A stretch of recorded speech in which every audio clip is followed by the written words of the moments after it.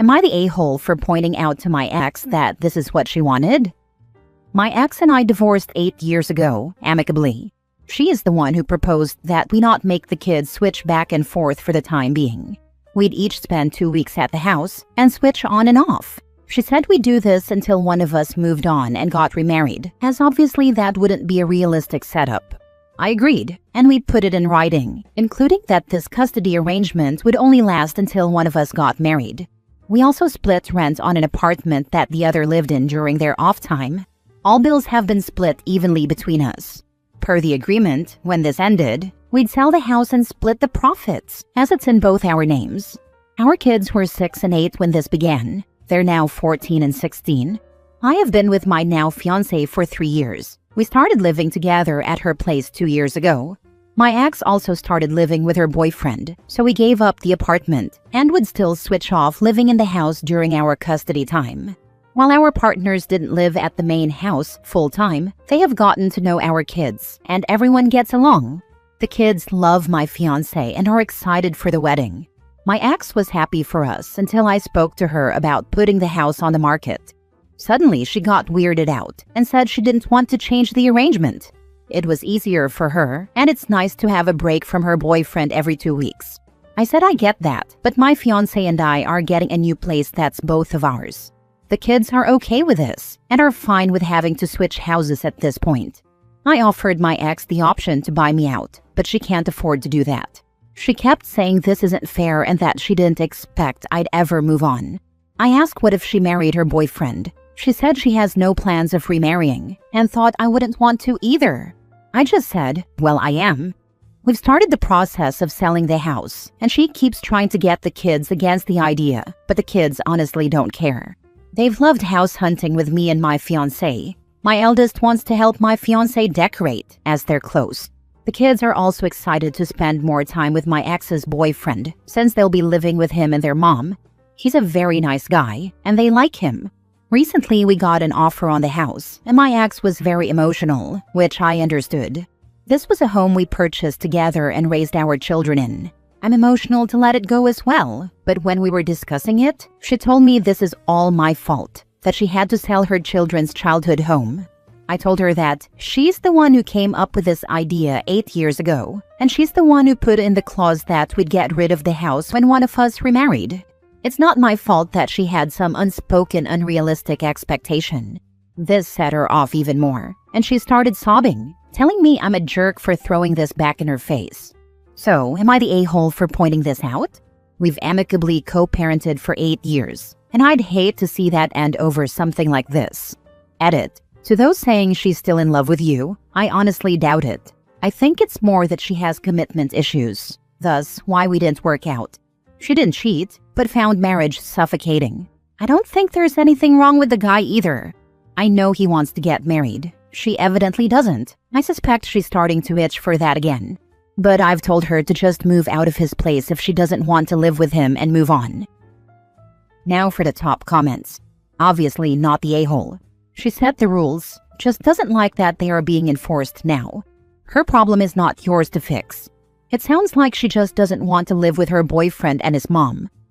She's not living with her boyfriend's mom, just her boyfriend. But I agree the problem is that she is probably being asked more questions about committing to her boyfriend, which I don't think she wants to do. She likes the existing situation. It gives her everything she wants and she knows she's never likely to be able to get it again. She gets to move out from her boyfriend every 2 weeks. For someone with a commitment issue who finds living with someone else suffocating, it's perfect.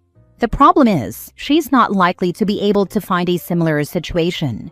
But the situation was either going to end now or when the kids aged out. Once the kids were in college or whatever, the house would be sold. There's no way you were going to leave the house there for her to move in and out of every 2 weeks without the kids. So at most, this advanced by a few years, the date by when she would have to fish or cut bait. There's nothing to feel bad about here. She's in the same situation as millions of other adults now. They dealt with it or not. She will or not. Not the a-hole. I don't know why so many people are saying she's probably still hung up on you. In my humble opinion, it seems like she doesn't want to give up the home you guys raised your children in, which is understandable. But it's wild for her to take it out on you, given that it was her idea and that she never expressed a desire to discuss changing this arrangement until it was too late, after she had 8 years to bring it up. For the sake of your co-parenting relationship, maybe talk to her about how you understand that this is hard for her. Sometimes a little understanding is all people need. But you simply can't share responsibility for that home with her anymore. Also, maybe for Christmas you can help your kids get her a gift that memorializes the house, like a custom snow globe, a photo album, a painting, or something made out of an architectural detail from the home. I still have a decoratively carved plank of wood that was left over from remodeling on my grandparents' house. That is very sentimental to me, even though my grandma sold the house over 15 years ago. It hangs on my wall. Next story. Am I the a-hole for not willing to take care of my husband with a flu after he refused any care towards me and said I exaggerated my cough when I was sick? I, 35 female, just got over a very, very bad flu. I had body aches, a bronchitis cough, sneezing, fever, etc. The whole time I was sick. My husband, 36 male, had little to no sympathy for me. Not even a single tea was made for me. He still asked me what I was making for dinner and always had this dirty look on his face because the chores weren't getting done. Aside from the housework, I am also the breadwinner of the house with my full-time job.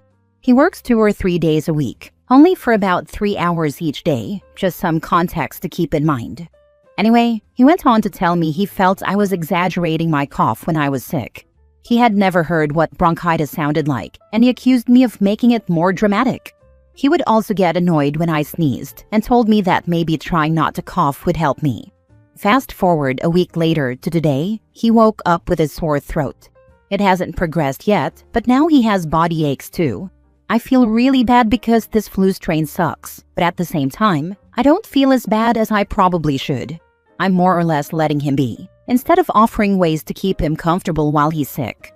I feel extremely resentful after how he treated me when I was sick, and I feel bad about that too. But am I the a-hole? Why are you still married to this man-child? No real job, ignores you when you are ill. What does he bring to the table? Not a damn thing if chores aren't being done. The sex is never good enough to put up with someone this useless. Not the a-hole, but you're both the breadwinner and doing the chores and doing the cooking? And he's a jerk to you about all of that while you're sick? You're the a-hole to yourself for being with this man. Wake up and stop accepting this as a partnership, because it not only hurts you, but it tells society that men like this are acceptable. He clearly doesn't care about you. Lol, get on his butt for yard work and stuff that needs doing or whatever, and call him an over-exaggerating baby, and see how he likes it. If the thought of doing the above makes you feel afraid, please take some time and think about that. Not the a-hole. Even if he didn't actively take care of you, demanding you continue on as if you were fine is a whole different animal, and shows laziness on his part that he couldn't even figure out meals for himself and your family. I mean, I'd actively leave personally. Next story. Am I the a-hole for wanting to divorce my husband even if he's changed? I, 26 female, and my husband, 26 male, have been married for 6 years and together for 8. We have 2 children. One is 4, and the other will be 2 in February. He is my first kiss, boyfriend, everything. In the early years of our relationship, he cheated on me multiple times. I didn't want to stay, but I felt pressured to due to the living circumstances I was in. I can elaborate in the comments if you're curious. The cheating was back in 2019. I didn't find out about the worst parts until a few months after we were already married. I know I should have left, but I was young and dumb, and at the time, I didn't trust the only other person I could go to because of the circumstances I mentioned above. As far as I know, he has not cheated on me since. I set some boundaries for him to follow, and he did. Things like no phone in the bathroom, no social media, etc., until I felt comfortable again. He respected those boundaries for years. Earlier this year, we talked, and I told him I now feel comfortable enough for him to have social media, and I don't care about the phone in the bathroom anymore. The issue is, we still fight, not physically, but we get into heated arguments over everything. He can be very controlling. He practically shames me over the clothes I wear. He says it's because mothers shouldn't dress like that. I can promise everyone reading this that I do not dress inappropriately at all. If I could show you some of the clothes he thinks are inappropriate, it would be laughable. For me, it's just suffocating. We don't agree on a lot of big topics, and he doesn't respect my body. I don't like being over-sexualized, yet he constantly gropes me or stares at my breasts. It's not that I'm totally against it. I'd just rather have more romantic forms of intimacy, like hugging, calling me beautiful, etc. And he does that sometimes, but not as much as he sexualizes me. He makes me feel more like a blow-up doll than a person. I've gotten to the point where I can't tell if he genuinely wants me to sit with him on the couch to watch a movie, or if he's just saying that to get his way with me. I've tried and tried to get him to understand what I'm saying, but he doesn't truly listen. He says he'll do better, then goes right back to the same things. He also gets upset, pouts, or tries to guilt-trip me if I want to skip a night of sex. To be completely honest, I regret staying with him. There are tons of people getting engaged on my feed, and it's heartbreaking to me. Because back when we were engaged, he made multiple Snapchat accounts trying to contact his ex. She sent me screenshots, and when I asked him, he told me she was lying. Because of my predicament, I chose to let it go. A few months later, when we were married and I found out other things he had done, I asked him why he was so desperate to get a hold of her. His response was that he felt he had made a mistake breaking up with her and getting with me, but he swears he doesn't feel that way now. Now when I see people getting engaged, I'm envious because I want someone to want me, and I want to not question it. I want the love I've never had. But is it too late? Am I the a-hole if I were to divorce him now? Now that we have children, and considering he did respect my boundaries for years? He also isn't cheating anymore, and as for the conflicts and arguments we have, with him being overly controlling, etc., he tells me he's sorry, and that he'll change. I just don't know if I want to keep trying to make it work anymore. But he tells me I would be selfish to divorce him, especially because we have kids, and he makes promises that things will get better, which makes me wonder, what if I divorce him and we could have ended up fixing things if I had stayed? My feelings are telling me to divorce, but I don't know if that's a mistake. I saw a video recently that said if someone pisses in your water, adding sugar doesn't remove the piss. No matter how much sugar your husband is adding, you've still got a glass of piss water, not the a-hole. Yes, I know exactly what video you're talking about. Honestly, OP, you should have left as soon as he cheated the first time while dating. But then you forgave and stayed, okay. But when he told you he made a mistake breaking up with the ex and getting with you, could he have made it any clearer? But he swears he doesn't feel that way now. He's using the kids as a manipulation tactic. And also, why would you actually have children with this man? How do you know he's not cheating now? What exactly did he do before you got married that qualified as cheating? Just trying to get a hold of the ex, or actually physically cheating on you with multiple women? I had no one to go to, no family, no money. I lived with him and was unsure how to leave. If I could go back now, I would definitely have left. And because he stopped cheating and promised me change, I was willing to hope for the future. I thought maybe we could be happy. I know now that's not a possibility. Even if he's not cheating, we just don't go well together. Whatever your relationship is with your husband is what your children will emulate. What would you tell or want your children to do if they were you? You know you need to divorce. Don't stay because of the sunk cost fallacy. When you get on the wrong train, get off and turn back as soon as you can. The longer you stay on, the more expensive the return journey. I have a goal to try to divorce by at least February. I am a stay-at-home mom, so I have to make a plan first. He is totally against me leaving him, so there's no talking to him about this. I have tried, but he makes me feel guilty about it. I start to question if I'm doing this for the right reasons. At the end of the day, I just want to be happy, and I don't want my kids to have unhappy parents. This makes sense to me, but this relationship is so hot and cold that it can distort my thoughts that I know to be true. One minute I know for a fact I want to divorce, the next he's being kind, and suddenly I'm not so sure. That's why this is all so confusing and complicated to me. I just need to hear that I'm making the right decision, as I feel so lost right now. This is a huge step I'm about to take. I'm about to flip our world upside down, and I feel guilty. Last story. Am I the a-hole for wanting to leave early to the airport for our first international flight? Me, 31 female, and my husband, 32 male, are going on our first trip to Japan for our honeymoon and first-year wedding anniversary. Our flight is in less than 2 days, and we are in disagreement about how early we should arrive at the airport. Our flight departs from LAX at 11:30 a.m., and I want to be at the airport by 7:30 a.m., 4 hours before departure. He wants to be at the airport by 9:30 a.m., 2 hours before departure. For context, he has never flown internationally and is afraid of flying, so his anxiety is very high right now. He claims he doesn't want to end up waiting at the airport extra time before the flight because the anticipation will make his anxiety worse. I, on the other hand, am anxious that if we don't allow ourselves extra time for things to go wrong and for possible traffic delays, we live 1.5 hours away from LAX. We could end up missing our flight. For further context, I have planned this entire trip myself with very little input from him, by his choice, because he has been anxious just thinking about flying for 12 hours on a plane.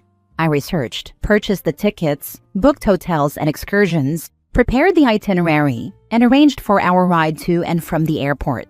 I am adamant about arriving 4 hours early due to the stormy weather forecast, government shutdown chaos, possible traffic delays as we approach the Los Angeles area, and also to allow time to eat breakfast and relax before the flight.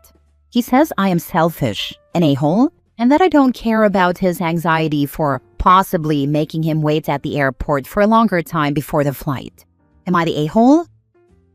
No a-holes here. It's recommended you get to the airport about 3 hours before an international flight. I'd compromise and do that instead.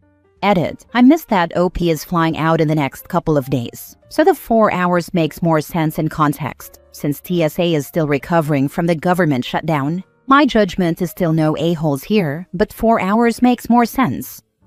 Not with LAX. With LAX, you go in as early as you can go, because even that way, you'll end up running to make it, and your flight will leave late on schedule. I'm not a frequent flyer, but I flew in and out of LAX earlier this year.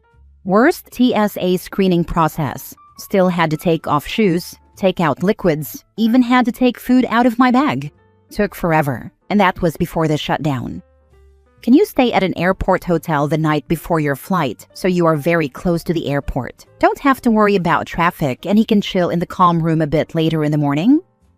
I live in San Diego County. This is what my friends do. Many of the hotels offer discounts for parking and will shuttle you to the airport. It takes so much stress off.